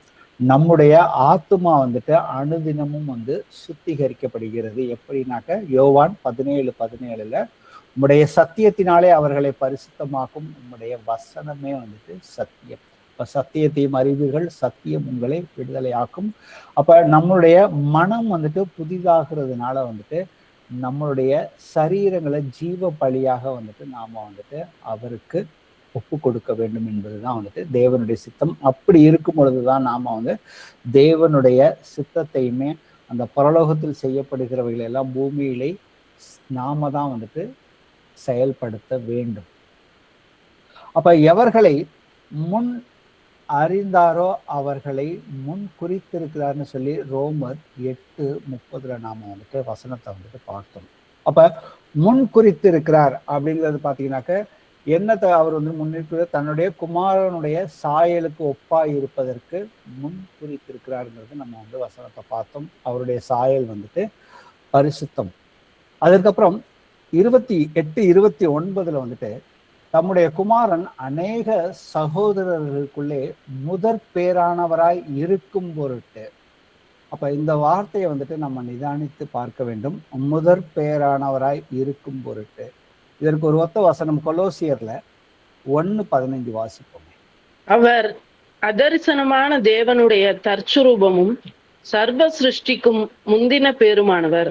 ஆமென். ஆமென். இன்னைக்கு இந்த வசனத்துலதான் வந்துட்டு இன்னைக்கு அநேக சபைகள்ல தேவன் ஒருவர் அப்படிங்கிறது, அதே போல தேவன் ஒருவர், ஆனா அவருக்கு கீழே தான் வந்துட்டு இயேசு கிறிஸ்து இருக்கிறார், அவருடைய பிள்ளையாக தான் இருக்கிறார். அவர் தான் வந்துட்டு முதல்ல வந்துட்டு தேவன் வந்து ஆவியாக இருக்கிறார். அவர் முதல்ல வந்துட்டு வார்த்தையை வந்துட்டு சிருஷ்டித்தார் சொல்லி யெகோவா சாட்சிகள், பைபிள் ஸ்டூடெண்ட்ஸ் அவங்க எல்லாருமே இந்த வசனத்தை வச்சுதான் வந்துட்டு தேவனையுமே இயேசு கிறிஸ்துவும் ஒருவர் கிடையாதுன்னு சொல்லி அவர்கள் வந்துட்டு பிரித்து பேசி கொண்டிருக்கிறார்கள். அப்ப இதற்கு இந்த வார்த்தைக்குரிய அர்த்தம் என்ன? முந்தின பேரானவர், முதற் பேரானவராய் இருக்கும் பொழுது அந்த வார்த்தைகளுக்கு நாம வந்துட்டு கிரேக்க பதத்துல போய் பார்த்தோம்னாக்க அதரிசனமான தேவனுடைய தற்சுரூபம், ஆங்கிலத்துல image of the invisible God. அப்ப தற்சரூபம் என்ற வார்த்தைக்கு கிரேக்க பதத்துல பார்த்தோம்னாக்கா ஐகான் என்ற சொல் வந்துட்டு பயன்படுத்தப்படுகிறது. இது வெறும் சாயலையோ அல்லது வெளிப்புற தோற்றத்தை மட்டும் வந்துட்டு குறிக்கிற கிடையாது. காணக்கூடாத தேவனுடைய முழுமையான வந்துட்டு அந்த இயல்பு, அவருடைய தன்மை மற்றும் அவருடைய மகிமையை வந்துட்டு துல்லியமாக வந்துட்டு வெளிப்படுத்தக்கூடிய வெளிப்பாட்டை வந்துட்டு குறிக்கிற ஒரு வார்த்தை இது. கிரேக்க பதத்துல நம்ம வந்துட்டு போய் ஆழமா நம்ம வந்துட்டு ஆராய்ச்சி பண்ணி பார்த்தோம்னாக்க அப்ப தேவனை வந்துட்டு சரியாக முழுமையாக அறிந்து கொள்ள கிறிஸ்துவே சரியான அளவுகோல் என்பதை இந்த வசனம் வந்துட்டு நமக்கு வந்து முழுமையாக சுட்டி காட்டுகிறது. வாசிப்போமே, யோவான்ல 14வது அதிகாரத்துல 8 முதல் 11 வரை. பிலிப்பு அவரை நோக்கி, ஆண்டவரே, பிதாவை எங்களுக்கு காண்பியும், அது எங்களுக்கு போதும் என்றான். அதற்கு இயேசு, பிலிப்புவே, இவ்வளவு காலம் நான் உங்களுடனே கூட இருந்தும் நீ என்னை அறியவில்லையா? என்னை கண்டவன் பிதாவை கண்டான். அப்படி இருக்க பிதாவை எங்களுக்கு காண்பியும் என்று நீ எப்படி சொல்லுகிறாய்? நான் பிதாவிலும் பிதா என்னிலும் இருக்கிறதை நீ விசுவாசிக்கிறதில்லையா? நான் உங்களுடனே சொல்லுகிற வசனங்களை என் சுயமாய் சொல்லவில்லை. என்னிடத்தில் வாசமாயிருக்கிற பிதாவானவரே இந்த கிரியைகளை செய்து வருகிறார். நான் பிதாவிலும் பிதா என்னிலும் இருக்கிறதை நம்புங்கள். அப்படி இல்லாவிட்டாலும் என் கிரியையில் நிமித்தமாவது என்னை நம்புங்கள். ஆமென். ஆமென். இப்ப பிலிப்பு கேட்கிற கேள்விக்கு, எனக்கு பிதாவை மட்டும் காட்டுங்க அப்படின்னு கேட்கிறப்ப, ஆண்டவர் என்ன சொல்றாரு, இவ்வளவு காலம் நான் வந்துட்டு உங்க கூட தானே இருக்கிறேனே, இதை நீங்க இன்னமும் வந்துட்டு உணர்வடையலையா, புரிஞ்சுக்க முடியலையா? என்னை கண்டவன் பிதாவை கண்டான். அப்படி இருக்கிறப்ப நீ வந்துட்டு பிதாவை காட்டுங்கன்னு நீ வந்துட்டு எப்படி சொல்ற அப்படிங்கிறாரு. சொன்னதுக்கு அப்புறம், நான் பேசுற வார்த்தைகள், நான் செய்கிற கிரிகைகள், இது எல்லாமே வந்துட்டு இது நானா செய்யல, எனக்குள்ள வந்துட்டு பிதா இருந்து செயல்படுத்துகிறார். அப்ப அவர்கள் வந்து மாமிச சிந்தையில வந்துட்டு அவர்கள் வந்துட்டு பாக்குறாங்க. இன்னைக்கு அதே மாதிரியான மாமிச சிந்தை தான் வந்துட்டு இன்னைக்கு அநேக சபைகள்ல வந்துட்டு இருக்குது. திருத்தத்தை குறிச்சாகட்டும், அல்லது வந்துட்டு தேவன் ஒருவரே என்பதை வந்துட்டு அவர்களால வந்துட்டு மாம்ச சிந்தையில அந்த ஐம்புலன்கள் மூலியமாக கண் பார்க்கறதும் அதற்கு ஒரு லாஜிக், எல்லாமே லாஜிக்கலாக இருக்குதா அப்படிங்கிறது. ஆனா தேவன் ஆவியாக இருக்கிறார் அப்படிங்கிறது அந்த வார்த்தைக்கு நம்மளால வந்துட்டு லாஜிக்காகவே வந்துட்டு போட்டு பார்க்கவே முடியாது. அதை வந்துட்டு தேவன் வந்துட்டு காணக்கூடியவர் அல்லன்னு சொல்லிதான் வந்துட்டு வசனம் வந்துட்டு தெளிவாக இருக்குது. அப்ப அந்த வசனம், அந்த வார்த்தையும் வந்துட்டு நாம வந்துட்டு பொருத்தி பார்க்க வேண்டும். அப்போ இதற்கு வந்துட்டு அதனாலதான் கர்த்தர் வந்துட்டு எபிரேய பாஷையிலே இல்லாம கூட அவர் வந்துட்டு புதிய ஏற்பாட கிரேக்க பாஷையில வந்துட்டு கொடுத்திருக்காரு. ஆனா அந்த வார்த்தைகள் வந்துட்டு அவ்வளவு ஆழமான ஒரு அர்த்தத்தை வந்துட்டு கொடுக்கிறது. அப்ப தற்சுரூபம் அப்படிங்கிற வார்த்தைக்கு ஐகான் என்ற சொல், அது வந்துட்டு தேவனுடைய அந்த முழுமையான இயல்பு, அவருடைய தன்மை, அவருடைய மகிமையை வந்துட்டு முழுமையாக விளக்கக்கூடிய அந்த சொல் தான் அது. ரெண்டாவது வந்து பாத்தீங்கன்னாக்க, ரெண்டாவது வார்த்தை சர்வ சிருஷ்டிக்கும் முந்தின பேரானவர். அப்ப முந்தின பேரானவர், அப்ப ஃபர்ஸ்ட் பார்ன், ஆங்கிலத்துல பார்த்தோம்னா first born over all creations. அப்ப முந்தின பேரானவர் என்பதுக்கு கிரேக்க பதத்துல பார்த்தோம்னாக்க புரோட்டோடோகோஸ் அப்படின்னு சொல்லி ஒரு வார்த்தை வந்து இருக்கிறது கிரேக்கத்துல. அப்ப இது இயேசு வந்து எல்லாருமே அவங்க சபையில, மற்ற சபைகள்ல வந்துட்டு சொல்றவா பாத்தீங்கன்னா, அவர் தான் முதல்ல வந்துட்டு சிருஷ்டிக்கப்பட்டவர், படைக்கப்பட்டவர் அப்படிங்கிற அந்த கால வரிசையை வந்துட்டு அவர்கள் வந்துட்டு மாம்ச சிந்தையில வந்து எடுத்து வந்துட்டு வைத்து அவர்கள் விவாதித்து தேவனையும் பிதாவையும் வந்து பிரித்து பார்க்கிறார்கள். ஆனா வசனம் என்ன சொல்கிறது? யோவான் 17:3 வந்துட்டு, ஒன்றான மெய் தேவனாகிய உண்மையும் நீர் அனுப்பினவராகிய இயேசு கிறிஸ்துவையும் அறிவதே வந்துட்டு நித்திய ஜீவன்கிறாரு. அதோட வசனத்தோட அந்த டீட்டெயில்டு வந்துட்டு ஒரு கிராஸ் ரெஃபரன்ஸ், அதற்கு ஒத்த வசனத்தை பார்த்தோம்னா 1 யோவான்ல 5:20 வந்துட்டு இருக்குது. இவர் தான் வந்துட்டு இயேசு கிறிஸ்து தான் வந்துட்டு மெய்யான தேவன் சொல்லி வசனம் இருக்குது. ரோமர் 9:5 வந்துட்டு இவரே சர்வத்திற்கு மேலான தேவன் சொல்லி வசனம் வந்து இருக்கு. அப்ப இந்த இடத்துல வந்துட்டு இது வந்து இயேசு கிறிஸ்துவை முதலில் படைக்கப்பட்ட என்ற கால வரிசையை இந்த வசனம் வந்துட்டு எங்கேயுமே குறிக்கவில்லை. மாறாக ஒட்டுமொத்த படைப்பின் மீது அவருக்கு இருக்கும் உயர்ந்த அதிகாரம், அவருடைய இறையாண்மை மற்றும் ஆளுகையை தான் வந்துட்டு குறிக்கிறது. அவருடைய ரேங்க் அண்ட் சுப்ரீமசி, ஆங்கிலத்துல பார்த்தோம்னா இதான் வந்துட்டு குறிக்கிறது. இப்போ பழைய ஏற்பாட்டு கலாச்சாரத்தின்படி பார்த்தோம்னாக்க அந்த குடும்பத்துல உள்ள சொத்து, ஆசீர்வாதம், இது எல்லாமே வந்துட்டு முதல்ல பிறந்த பிள்ளைகளுக்கு தான். அதனாலதான் வந்துட்டு ஏசையாவுக்கு வர வேண்டிய ஆசீர்வாதத்தை யாக்கோபு வந்துட்டு பொய் சொல்லி அவன் வந்துட்டு பெற்றுக்கொள்கிறான். அதனால வந்துட்டு ரொம்ப கோபம் அடைஞ்ச ஏசையா எந்த அளவுக்கு அவனை எப்படி வந்துட்டு நம்மளுடைய பெற்றோர்கள் வந்துட்டு அவர்கள் மரித்ததுக்கு அப்புறம் அவனை வந்துட்டு கொலை செய்ய வேண்டும்ங்கிற அந்த எண்ணத்துல வந்துட்டு அவன் வந்து செயல்பட ஆரம்பிச்சான். அப்ப பழைய ஏற்பாட்டு அந்த கலாச்சாரத்தின்படி பாத்தீங்கன்னாக்க அந்த குடும்பத்தின் சொத்து மற்றும் அதிகாரத்திற்கு முதற் பேரானவனே அப்படிங்கிறது தான் வந்துட்டு முழுமையான சுதந்திரவாளியாக இருக்கிறவன் தான். அதே போல ஒட்டுமொத்த படைப்புக்கும் ஆவிக்குரிய எதிரியில பார்த்தோம்னாக்க கிறிஸ்துவே உரிமையானவர் மற்றும் சுதந்திரவாளி என்பதே வந்துட்டு இந்த வார்த்தைகள் கிரேக்க பதத்துல வந்துட்டு இதை வந்துட்டு உறுதிப்படுத்துகிறது. ஆனா இதை வந்து இந்த இந்த வசனம் வந்து கொலோசியர் சபைக்கு வந்துட்டு பவுல் வந்துட்டு எதற்காக இந்த வசனத்தை எழுதுறாருங்கிறப்ப நம்ம வந்து கால பின்னணியில போய் நம்ம வரலாறுல போய் பார்த்தோம்னா, அன்னைக்கு அந்த கொலோசி சபையில வந்துட்டு கிறிஸ்துவை வந்துட்டு ஒரு சாதாரண ஒரு தேவ தூதராகவோ அல்லது தேவனுக்கும் மனிதனுக்கும் இடையே பல மத்தியஸ்தர்களில் ஒருவராக தான் அவர்கள் வந்துட்டு அங்க கருதினார்கள். அந்த மாதிரியான உபதேசம் தான் வந்துட்டு அங்க வந்து சபைகள் இருந்தது. ஆனா இதை எல்லாவற்றையும் வந்துட்டு மேற்கொள்வதற்காக பவுல் வந்து கொலோசி சபைக்கு அந்த கடிதத்தின் மூலியமாக இந்த வசனத்தை, அவர் அதரிசனமான தேவனுடைய தற்சரூபம், சர்வ சிருஷ்டிக்கும் முந்தின பெயரானவர்னு சொல்லி அவர் கிரேக்க பதத்துல வந்துட்டு அவர்களுக்கு வந்து எழுதி கொடுத்திருக்கார். சோ அவ எல்லாவற்றையுமே அவர்களுக்கு இருந்த அந்த குழப்பங்கள், அந்த தர்க்கங்கள், கிறிஸ்துவை குறித்தின அந்த மாறுபாடான போதனைகளை எல்லாவற்றையுமே இந்த ஒரு வசனத்துல வந்துட்டு அவர் வந்துட்டு மேற்கொள்கிறார். சங்கீதத்திலையும் இதே ஒரு கிராஸ் ரெஃபரன்ஸ் வசனம் இருக்கு. சங்கீதம் 89:27, நான் அவனை எனக்கு முந்தின பேரானவனும் பூமியின் ராஜாக்களை பார்க்கிலும் மகா உயர்ந்தவனும் ஆக்குவேன். அப்ப இந்த இடத்துல பாத்தீங்கன்னாக்க இதை வந்துட்டு கர்த்தராகிய இயேசு கிறிஸ்துவை குறித்து சொன்ன அந்த தீர்க்க தரிசனமான அந்த வார்த்தைகள். இயேசு கிறிஸ்து முதல்ல பூமிக்கு வந்த பொழுது அவர் வந்துட்டு ராஜாவா வரவே இல்லை. அவர் தன்னை தாழ்த்தி தான் வந்துட்டு வந்தார். ஆனா அவருடைய 2ஆம் வருகையில அவர் ராஜாதி ராஜாவாக வந்துட்டு இந்த உலகை முழுக்க வந்துட்டு அவர் நேரடியாக ஆளுகை செய்ய போகிறார். அப்ப முதற் பேரானவர் என்பது வந்துட்டு முதலில் பிறந்தவர் என்று அர்த்தம் மட்டும் வந்துட்டு நம்ம எடுத்துக்கூடாது. அது ஆவிக்குரிய ரீதியில வந்து பார்த்தோம்னா உயர்ந்த நிலை, அதிகாரம், எல்லாவற்றுக்கும் வந்துட்டு அவர் தான் வந்துட்டு உரிமையுள்ளவர் என்பதை தான் வந்துட்டு இதை வந்துட்டு குறிக்கிறது. இயேசு கிறிஸ்து தான் வந்துட்டு உயிர் தெழுந்ததுல வந்துட்டு முதல்வர் அவர் தான் வந்துட்டு முதல்ல வந்துட்டு மரணத்தை வந்துட்டு வென்றெடுத்தவர்.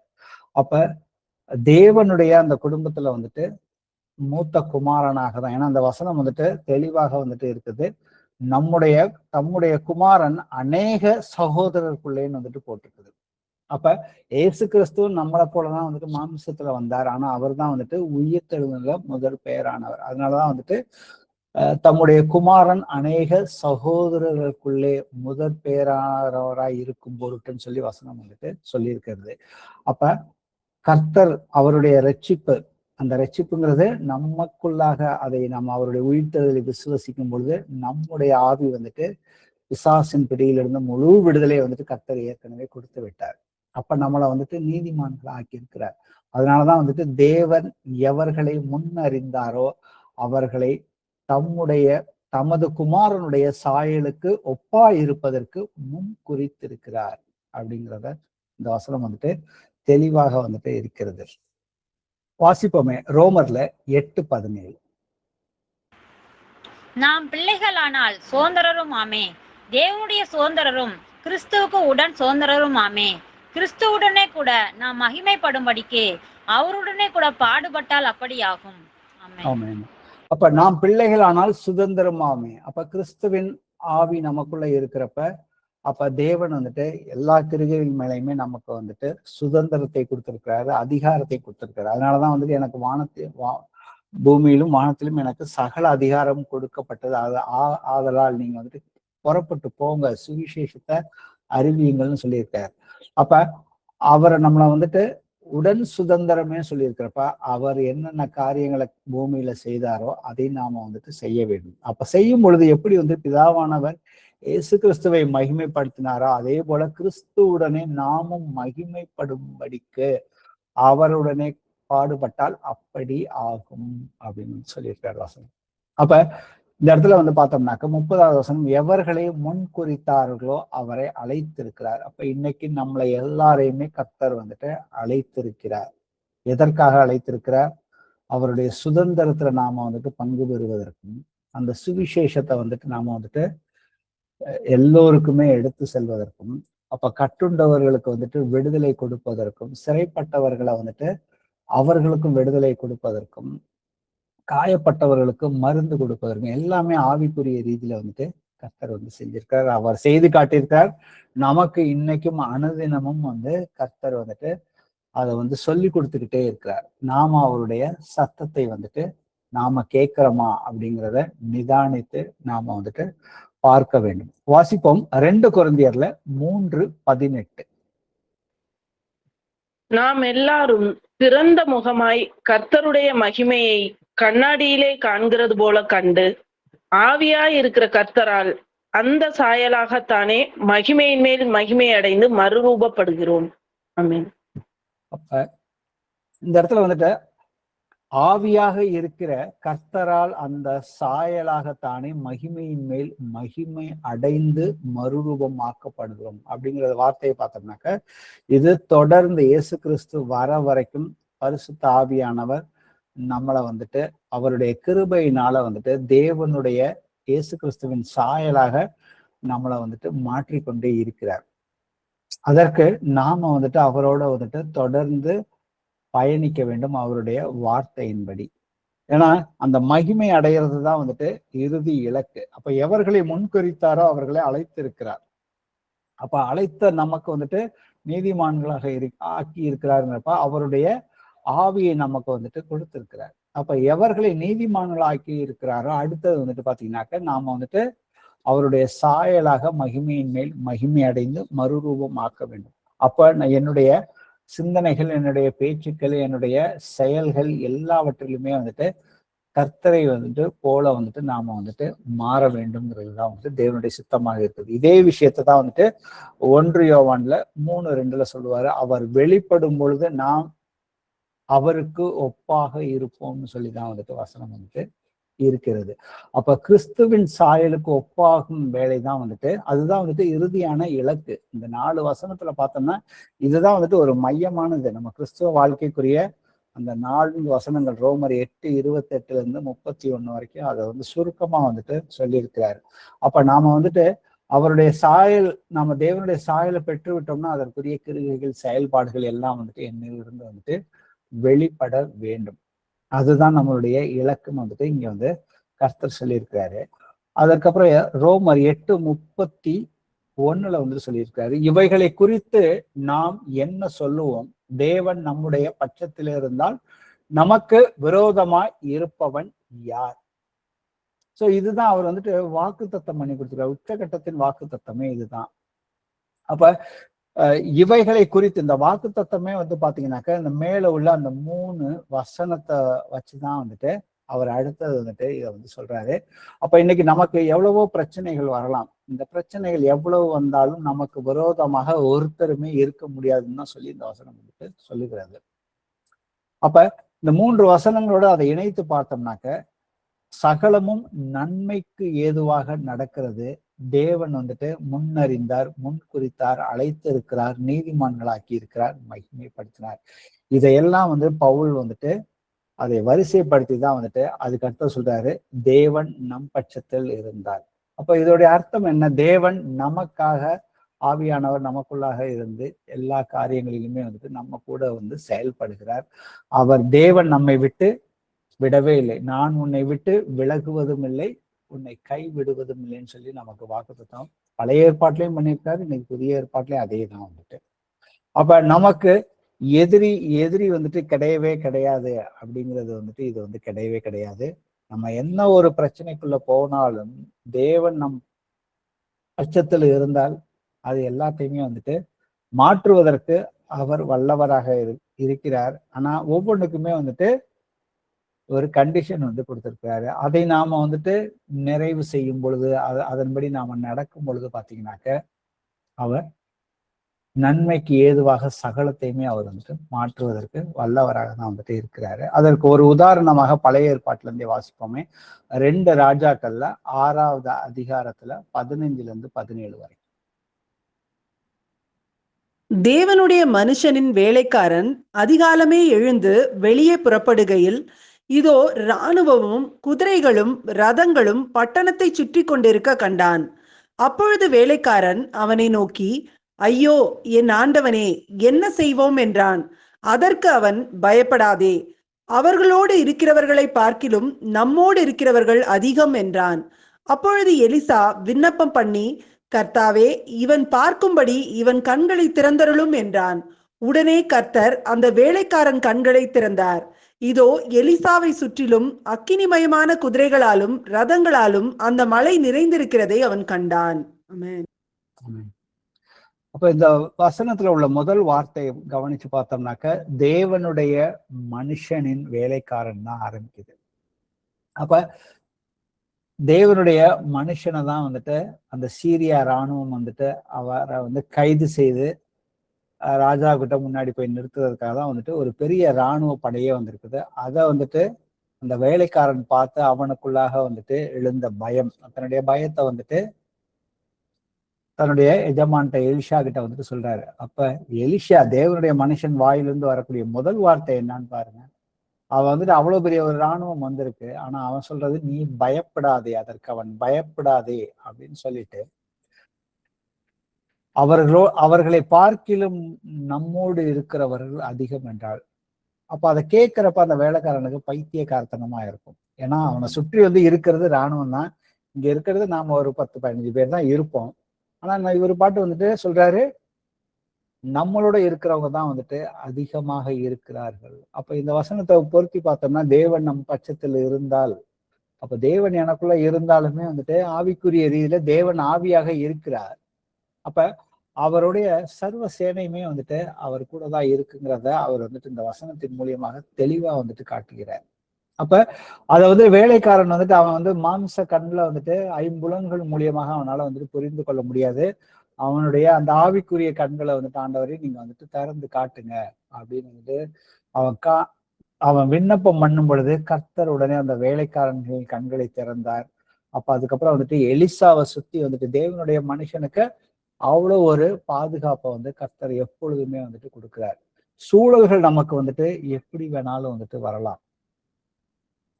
கண்களுக்கு எதிரிகள் வந்துட்டு அதிகமாக இந்த இடத்துல தோன்றும் பொழுது பாத்தீங்கன்னாக்க, தேவன் வந்துட்டு தன்னுடைய ஜனங்களை வந்துட்டு சுற்றி வந்துட்டு வேலி அடைக்கிறாருன்னு சொல்லி நமக்கு அநேக வசனங்கள் வந்து பழைய ஏற்பாட்டுல வந்து சங்கீதங்கள்லயும் இருக்குது, அதுக்கப்புறம் நீதிமொழிகள்லயும் வந்து இருக்கிறது. எல்லா புஸ்தகத்திலையுமே வந்துட்டு இருக்கு. அந்த 66 புஸ்தகத்திலையும் வந்துட்டு தேவன் தன்னுடைய ஜனங்களை முழுமையாக வந்துட்டு பாதுகாக்கிறார். ஆனா அவருடைய கையுக்குள் அடங்கி இருந்தால் அது வந்து கண்டிப்பா வந்துட்டு நடக்கும். இப்ப இந்த வசனத்தின்படி பார்த்தோம்னா நமக்கு வந்துட்டு எதிரியே இருக்க மாட்டான்னு வந்துட்டு கர்த்தர் எங்கேயுமே வந்துட்டு சொல்லவே இல்லை.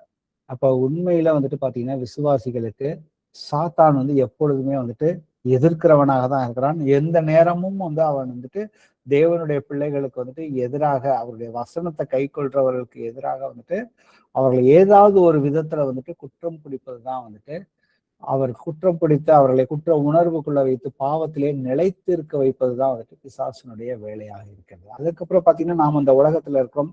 உலகம் நம்மளை வந்துட்டு, நாம தேவனுடைய வார்த்தையின்படி நடக்க ஆரம்பிக்கிறப்ப நமக்கு உலகம் வந்துட்டு நம்மளை வந்துட்டு எல்லா விதத்திலும் வந்துட்டு எதிர்க்க ஆரம்பிக்கும். அப்ப நாம அதுக்கப்புறம் பாத்தீங்கன்னா நம்ம வந்து தனிப்பட்ட முறையில நம்ம பாவத்துல இருந்து போராடுகிறோம். பாவத்துக்கு எதிர்த்து போராடுகிறோம். அதுக்கப்புறம் நமக்கு குடும்பத்தின் மூலியமாக, உற்றார் உறவினர்கள் மூலியமாக ஏதாவது ஒரு துன்பங்கள் வரலாம். அப்ப நமக்கு ஏதாவது ஒரு பிரச்சனை வந்துகிட்டே தான் வந்துட்டு இருக்கும். ஆனா வந்து தேவனுடைய திட்டத்தை வந்துட்டு முறியடிக்கிறதுக்கு நமக்குள்ளாக தேவன் நமக்காக வைத்திருக்கிற திட்டத்தை வந்துட்டு யாராலையாவது வந்துட்டு முறியடிக்க முடியுமா அப்படின்னு தான் வந்துட்டு பவுல் கேட்கிறாரு. இங்க வந்து பதிலும் வந்துட்டு இல்லைன்னு தான் வந்து சொல்லியிருக்காரு. ஆனா இது இல்லைன்னு நாம என்னுடைய வாழ்க்கையில நான் தைரியமா சொல்லணும்னா, நான் வந்து தேவனுடைய அவருடைய கைக்குள்ள நான் வந்துட்டு அடங்கி இருக்கணும். அவருடைய கைக்குள்ள நான் அடங்கி இருக்கணும்னாக்க, அவருடைய ஆவியை பெற்றுக்கொண்ட நான் அவருடைய வார்த்தையின்படி, அவருடைய அறிவுறுத்தலின்படி, அவர் என்னுடைய இருதயத்துக்குள்ள பேசுறத நான் வந்துட்டு சரியா வந்துட்டு கவனிச்சு நிதானிச்சு அதுக்கு வந்து செவி கொடுக்கிற பிள்ளையாக இருக்கும் பொழுது ஜெயமாக எல்லா காரியத்தையுமே வந்துட்டு கர்த்தர் வந்துட்டு மாற்றுவதற்கு வல்லவராக தான் இருக்கிறார். அப்ப இந்த வசனம் வந்துட்டு நீங்க வந்து எல்லா காரியத்திலையுமே வந்து இது வந்துட்டு ஒரு வெற்றியை வந்துட்டு அறிவிக்கிறது கிடையாது. இது வந்து கர்த்தர் என் பக்கத்துல இருந்தால் அது முழுமையான பாதுகாப்பை குறித்து கர்த்தர் வந்துட்டு பேசுறார். அப்ப உனக்கு பிரச்சனை வராது என்று இந்த இடத்துல வசனம் சொல்லவில்லை. எதிரிகள் இருக்க மாட்டார்கள்ன்றது மாதிரி எதுவுமே சொல்லல. எந்த எதிரியுமே வந்துட்டு தேவனுடைய நோக்கத்தையும் அவருடைய சித்தத்தையுமே வந்துட்டு செயல்படுத்தவோ தடுக்கவோ வந்துட்டு முடியாது. அப்ப என்னுடைய ரட்சிப்பையும் வந்துட்டு கர்த்தர் நமக்கு கொடுத்திருக்காரு, அவருடைய ஆவியை கொடுத்திருக்காரு. அதை வந்துட்டு யாராலையுமே வந்துட்டு பறிக்க முடியாது. அப்ப தேவன் வந்துட்டு அந்த அவருடைய அவர் கிரியையை வந்துட்டு நமக்குள்ள வந்துட்டு என்ன செய்வதற்கு அவர் சித்தமாக இருக்கிறாரோ அதை வந்துட்டு கண்டிப்பா ஒவ்வொருத்தருடைய வாழ்க்கையிலேயே வந்து கர்த்தர் வந்துட்டு அழகா வந்துட்டு செஞ்சு முடிப்பாரு. வாசிப்போமே ரோமர்ல 8:32. தம்முடைய சொந்த குமாரன் என்றும் பாராமல் நாம் எல்லாருக்காகவும் அவரை ஒப்பு கொடுத்தவர் அவரோடு கூட மற்ற எல்லாவற்றையும் நமக்கு அருளாதிருப்பது எப்படி? ஆமென். ஆமென். கண்டிப்பா கர்த்தர் நமக்காக அவருடைய குமாரனை அவரே தானே வந்துட்டு மாம்சத்துல வெளிப்பட்டு நமக்கு பரிசுத்த ஆவியை கொடுத்திருக்காரு. அதே போல மற்ற காரியங்கள்ல இருந்து நமக்கு வந்துட்டு விடுதலையை கொடுக்க மாட்டாரா? பிரச்சனைகளை தீர்த்து வைக்க மாட்டாரா? நாம தேவன் மேல எந்த அளவுக்கு விசுவாசத்துல அவருடைய வார்த்தைகள் வந்துட்டு நான் வந்துட்டு உணவாக உட்கொள்கிறேனோ, அப்போ உணவாக உட்கொள்ளும் பொழுதுதான் வந்துட்டு அது வந்து என்னுடைய சரீரத்துல என்னுடைய நடக்கைகள்ல எல்லாமே வந்துட்டு தேவனை வந்துட்டு இந்த பூமியில வந்துட்டு பிரதிபலிக்கும். அப்ப இந்த வசனம் தெளிவாக சொல்லுகிறது, தம்முடைய சொந்த குமாரன் என்று பாராமல் நம்ம எல்லோருக்காகவும் அவரை ஒப்பு கொடுத்தவர் அவரோட கூட மற்ற எல்லாவற்றையுமே நமக்கு வந்துட்டு கொடுக்க மாட்டாரா அப்படிங்கிறதுதான் இந்த கேள்வியே. ஏன்னா அவர் நமக்காக அவருடைய ஆவியை நமக்குள்ள கொடுத்திருக்கிறதே நாம வந்துட்டு அவருடைய பிள்ளைகளாக எப்பொழுதுமே இருப்பதற்காக. அப்ப அவருடைய பிள்ளையாக இருப்பதற்காக வந்துட்டு அவருடைய பிள்ளைகளுக்கு எதை வேணாலும் வந்துட்டு கொடுப்பேன்னு சொல்லி இந்த வசனம் வந்துட்டு தெளிவாக இருக்குது. ஆனா நாம எல்லாவற்றையுமே மாமிசத்தோடைய அந்த ஐம்புலன்கள் அந்த கண்ணோட்டத்தோட நாம வந்து பார்க்க ஆரம்பிச்சோம்னாக்க நாம வந்து பிரச்சனைகளுக்குள்ள போய் சிக்கிக்குவோம். தேவனுடைய சித்தத்தின்படி நம்மளுடைய ஜெபம் இருக்காது. ஆனா எல்லாவற்றையுமே ஆவிக்குரியவைகளோடு நாம் வந்து பகிர்ந்து பேசும்பொழுது முதலாவது தேவனுடைய ராஜ்யத்தையும் அந்த நீதியையும் தேடுங்கள், இவைகள் எல்லாம் உங்களுக்கு சேர்த்து கொடுக்கப்படும் சொல்லியிருக்கிறப்ப நாம ஆவிக்குரிய ரீதியில வந்துட்டு எல்லாவற்றையுமே வந்து செய்கிற பிள்ளைகளாக இருக்கிறோம். ஏன்னா சங்கீதம் 118:6 சொல்லுது, கர்த்தர் என் பட்சத்தில் இருக்கிறார், நான் பயப்படேன்.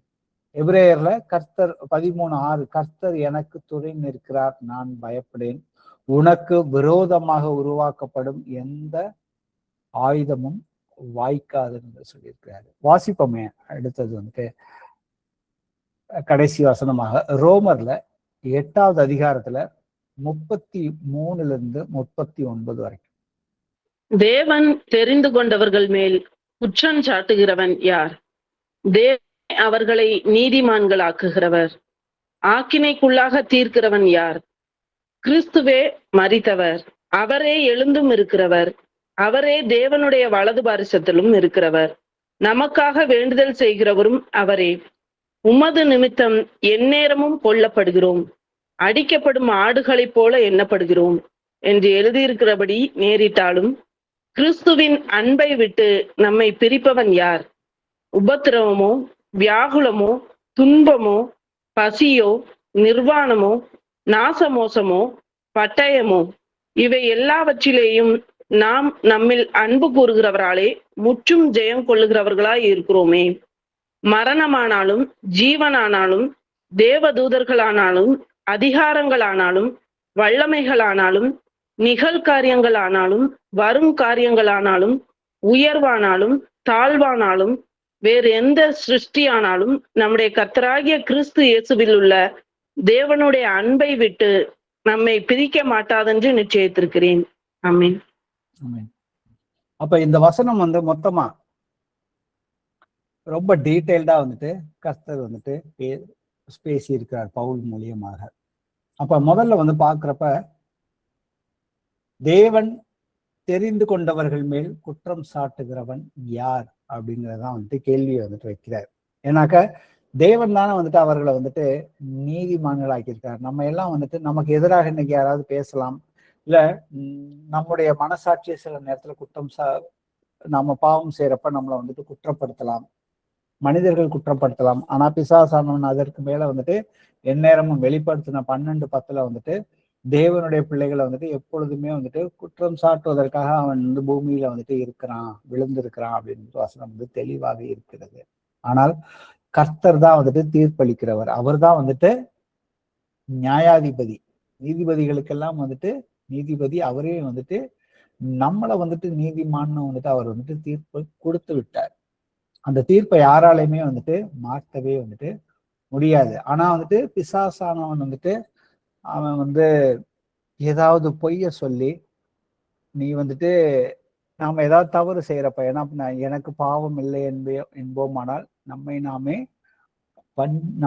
நம்ம வந்துட்டு வஞ்சிக்கிறோம். ஆனால் தேவனால் பிறந்தவன் எவனும் வந்துட்டு பாவம் செய்யான்னு சொல்லி இன்னொரு இடத்துல வந்துட்டு வசனம் இருக்குது. அப்ப இந்த வசனங்களை பயன்படுத்தி பிசாசானவன் நம்மளை வந்துட்டு ஒரு குற்ற உணர்வுல வழிநடத்துவதற்கு அதிக சாத்தியக்கூறுகள் இருக்கு. ஆனா தேவன் நம்மளை வந்துட்டு மகனாக தான் பார்க்கிறாரே ஒழிய பாவிகளாக பார்க்கல. ஏன்னா அவருடைய ஆவியை நமக்கு வந்துட்டு கொடுத்திருக்கிறாரு. அப்ப ஆவிகளின் பிதா, என்னுடைய பிதா வந்துட்டு கர்த்தராகிய இயேசு கிறிஸ்துங்கிறத வந்துட்டு தெளிவாக வந்துட்டு புரிந்து கொள்ள வேண்டும். பாவத்துல விழுந்தால் நாம் நம்முடைய பாவங்களை அறிக்கையிட்டால் அதை மன்னிப்பதற்கு அவர் உண்மையும் நீதியும் உள்ளவராக இருக்கிறார்னு சொல்லி 1 யோவான்ல வசனம் வந்துட்டு 7-10 வரைக்கும் நம்ம வாசிச்சோம்னாக்க வந்து தெளிவாக இருக்குது. ஏன்னாக்க இயேசு கிறிஸ்துவின் ரத்தம், நம்முடைய பாவங்களை நாம் அறிக்கையிட்டால் இயேசு கிறிஸ்துவின் ரத்தம் நம்முடைய சகல பாவங்களையுமே வந்து சுத்திகரிக்கிறது. அப்ப நாம வந்துட்டு சாத்தானால, பிசாசானவன் நம்மளை வந்துட்டு ஏதாவது ஒரு விதத்துல குற்றம் சுமத்தும் பொழுது பாத்தீங்கன்னாக்க, நாம வந்துட்டு மேற்கொள்வதற்கு தேவன் அவருடைய நீதியை எனக்கு வந்துட்டு தந்திருக்காருன்னு சொல்லிதான் நாம வந்துட்டு பிசாசானவன்கிட்ட வந்துட்டு பேச வேண்டும். ஏன்னா கிறிஸ்துவே ஆக்கினைக்குள்ளாக தீர்க்கிறவன் யார்? கிறிஸ்துவே மரித்தார், அவரே எழுந்தும் இருக்கிறார், நமக்காக வேண்டுதல் செய்கிறவரும் அவரே. அப்ப நம்மை தண்டிக்கக்கூடிய ஒரே நீதிபதி வந்துட்டு கர்த்தராகிய இயேசு கிறிஸ்து. அவரே எனக்காக வந்துட்டு மரித்தார், எனக்காக உயிர்த்தார், எனக்காக எப்பொழுதுமே அவர் வந்து பரிந்து பேசுகிறார். அப்ப ரோமர் 8:1 இதை வந்துட்டு ரொம்ப தெளிவாக இருக்கிறது. ஆனபடியினால் கிறிஸ்து இயேசுவுக்குட்பட்டவர்களாக இருந்து மாம்சத்தின்படி நடவாமல், அப்ப கிறிஸ்துவின் ஆவியை பெற்றுக்கொண்டவர்கள் மாம்சத்தின்படி நடவாமல், ஐம்புலன்கள் மூலியமாக வழிநடத்தப்படாமல் தேவனுடைய ஆவியினாலே வழிநடத்தப்படுறப்ப நமக்கு வந்துட்டு ஆக்கினை தீர்ப்பு இல்லைன்னு சொல்லிதான் வந்துட்டு வசனம் இருக்குது. அப்ப நமக்கு ஏற்படுகிற துன்பங்களோ, உபத்திரவமோ, வியாகுலமோ, பசியோ, நிர்வாணமோ, இது எதுவுமே வந்துட்டு கிறிஸ்துவின் அன்பை விட்டு நம்மளை வந்துட்டு பிரிக்காதுன்னு வந்துட்டு தெளிவாக வந்துட்டு பவுல் கேள்வியும் கேட்டு பிரிக்குமான்னு கேட்கிறப்ப வந்துட்டு தேவனுடைய அன்பு நம்மளை வந்துட்டு எந்த ஒரு சூழ்நிலையிலுமே நம்ம வந்துட்டு தேவனை விட்டு பிரிக்க முடியாது அப்படிங்கிறதா வந்துட்டு அவரே கேள்வி கேட்டு அந்த வசனத்துல இருந்து அவரே வந்துட்டு பதில வந்துட்டு கொடுக்கிறார். சங்கீதம் 44:22 தான் வந்துட்டு பவுல் வந்து இந்த இடத்துல வந்துட்டு மேற்கோள் காட்டியிருப்பாரு. 36வது வசனம், உமது நிமித்தம் எந்நேரமும் வந்து கொல்லப்படுகிறோம், அடிக்கப்பட்டு ஆடுகளை போல எண்ணப்படுகிறோம் அப்படின்னு சொல்லியிருக்காரு. அப்ப பவுல் வந்துட்டு கர்த்தரோட நடந்தப்ப அவருக்கு ஏற்பட்ட துன்பங்கள், வழிகள் நாம வந்து பாக்குறோம். அதே போல பழைய ஏற்பாட்டு தீர்க்கதரிசிகள், அவருடைய பிள்ளைகள் வந்து ஆபேல், யோசேப்பு, தாவீது, எரேமியா, மற்ற எல்லா தீர்க்கதரிசிகள், அவருடைய அப்போஸ்தலர்கள் வந்துட்டு எல்லோருமே வந்துட்டு இயேசு கிறிஸ்துவின் நாமத்தின் நிமித்தம் வந்து பரிசுத்தத்தில் நடப்பதற்காகவும் தேவனுடைய திட்டத்தை, அவருடைய சித்தத்தை பூமியில் நிறைவேற்றுவதற்காகவும் வந்துட்டு துன்பத்தை வந்துட்டு அனுபவித்தார்கள். அப்ப துன்பத்தை அனுபவித்தாருனாக்க தேவன் அவர்களை கைவிட்டார் என்பது வந்துட்டு நாம வந்துட்டு முடிவு. ஏன்னா இன்னைக்கு வந்துட்டு இன்னைக்கு எனக்கு தெரிஞ்ச ஒரு சகோதரர் வந்து அவரு வேற ஒரு சபைக்கு போறாரு.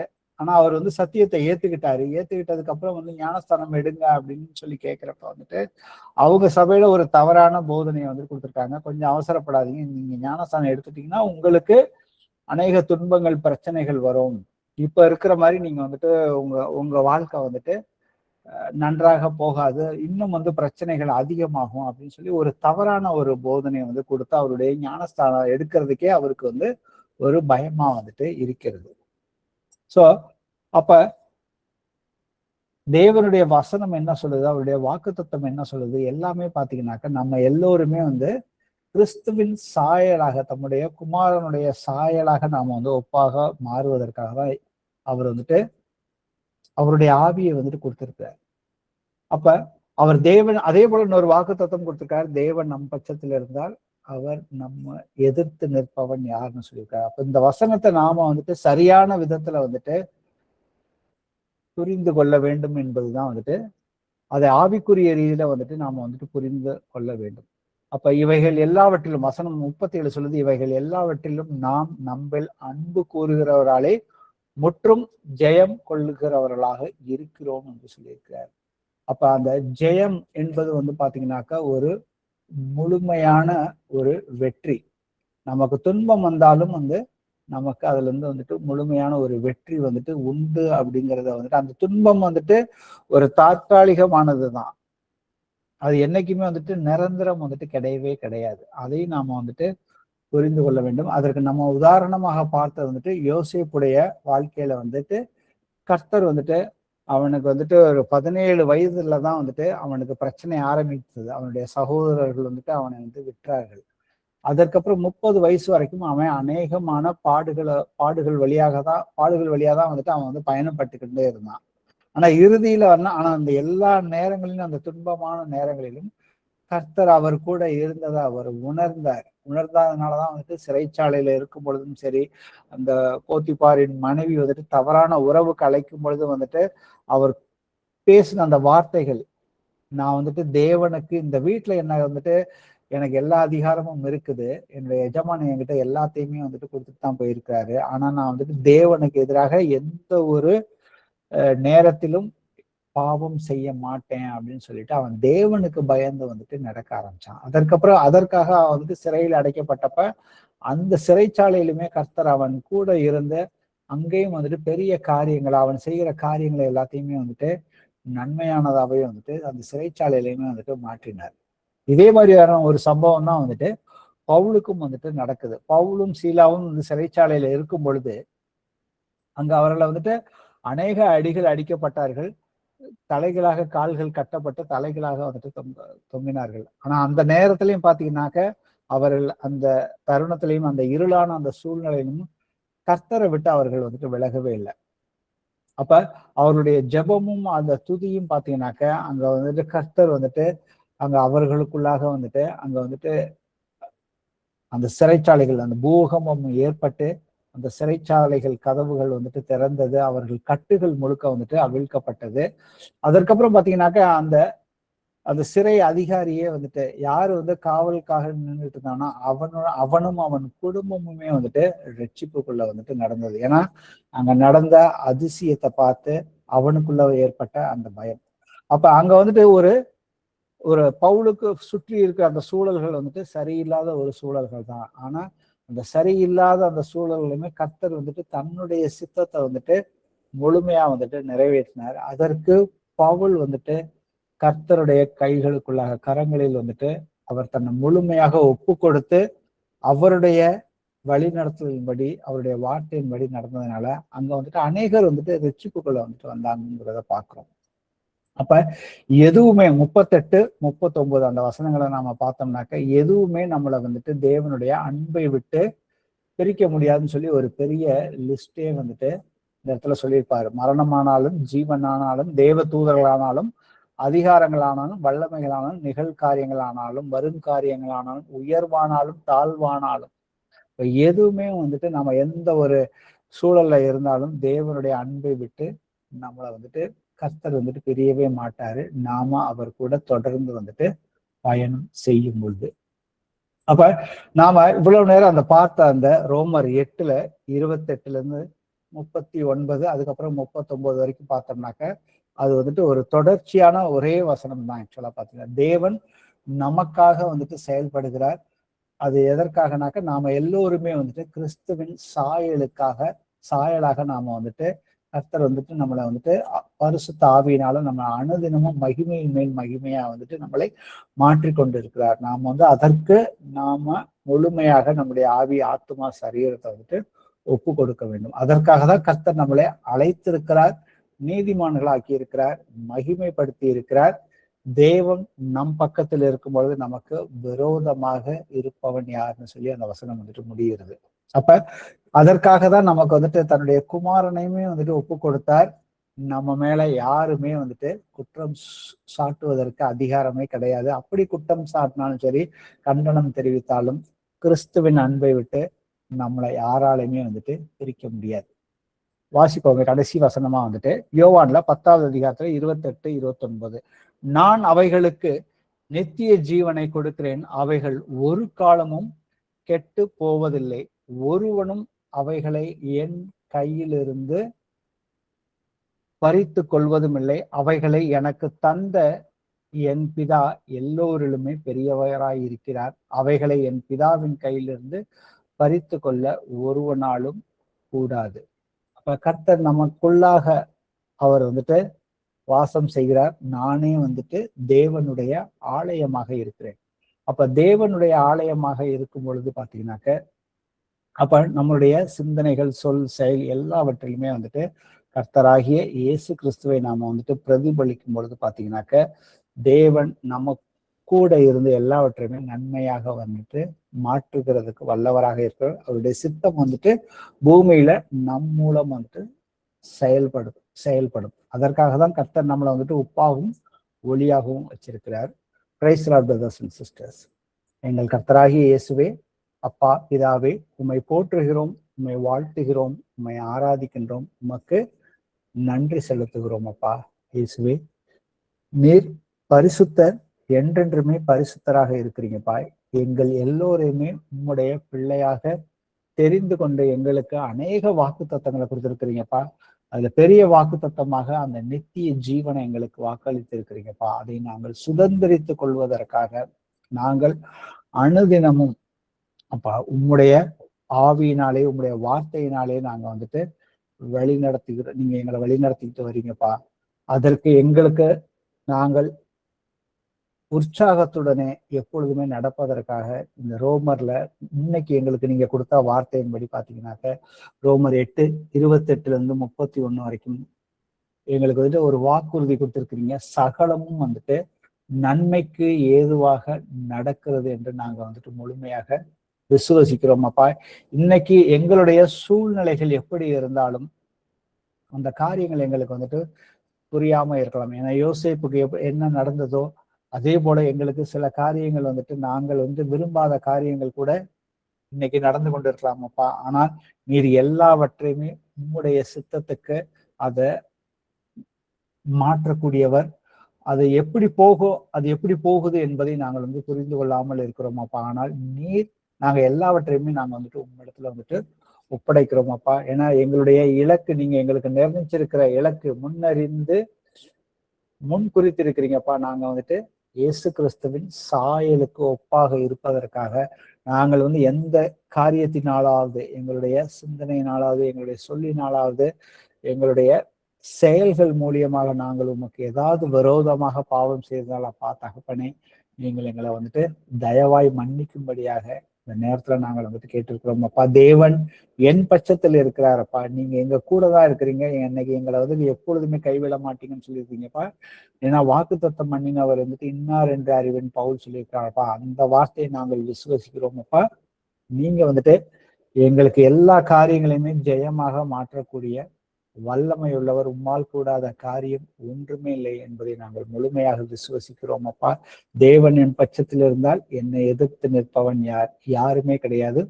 உலகத்தில் இருக்கிறவனும் உங்களில் இருக்கிறவர் பெரியவர்னு சொல்லியிருக்கிறீங்கப்பா. இயேசுவே ஆண்டவரே, அப்பா இங்க வந்திருக்கிற இந்த சத்திய வார்த்தைகளை கேட்டிருக்கிற ஒவ்வொரு சகோதரனுமே சகோதரியுமே இயேசு கிறிஸ்துவின் நாமத்தினாலே அவர்களை எல்லோரையுமே ஆசீர்வதிக்கிறேன் அப்பா.